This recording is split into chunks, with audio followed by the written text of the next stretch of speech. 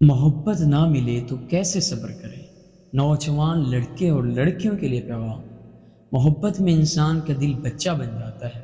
जो पसंद आए दिल इसका जिद करता है और ना मिलने पर सब्र नहीं आता।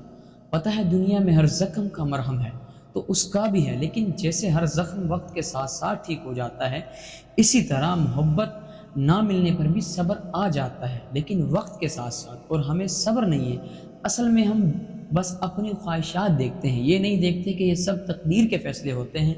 जो इंसान जिसके मुकद्दर में है वो मिलकर ही रहता है, लेकिन जो इंसान मुकद्दर में नहीं, कहीं कोशिशों के बावजूद वो नहीं मिलता। लेकिन जिस दिन हमने अल्लाह के फैसलों पर राज़ी होना सीख लिया, फिर सब्र भी आ जाता है।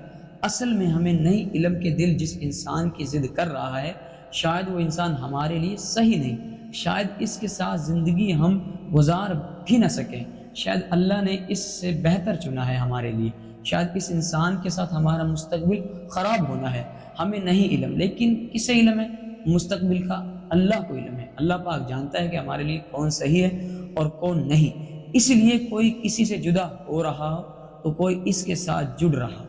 अब बजाय कि हम अल्लाह का शुक्र अदा करें कि शायद अल्लाह ने हमें इस इंसान से बचाया है, हम बस जिद करते रहते हैं। इसलिए जिद न करें, अल्लाह के फैसलों पर आमीन कहें, आगे बढ़ें। अल्लाह पाक है ना, कुरान कहता है कि नमाज और सब्र से मदद लिया करो। तो नमाज पढ़ो, दुआ करो और अल्लाह से मदद मांगो। अल्लाह गफूर रहीम है, आपके ज़ख्मों पर मरहम लगाने वाला है।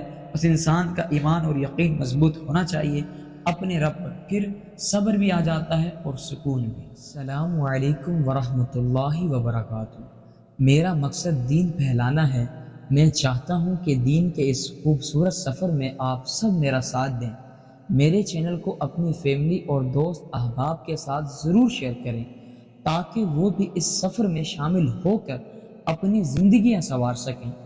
मेरे चैनल से हमेशा आपको कुछ न कुछ सीखने का मौका मिलेगा। आप सबका बहुत शुक्रिया। जज़ाकुमुल्लाहु खैरा।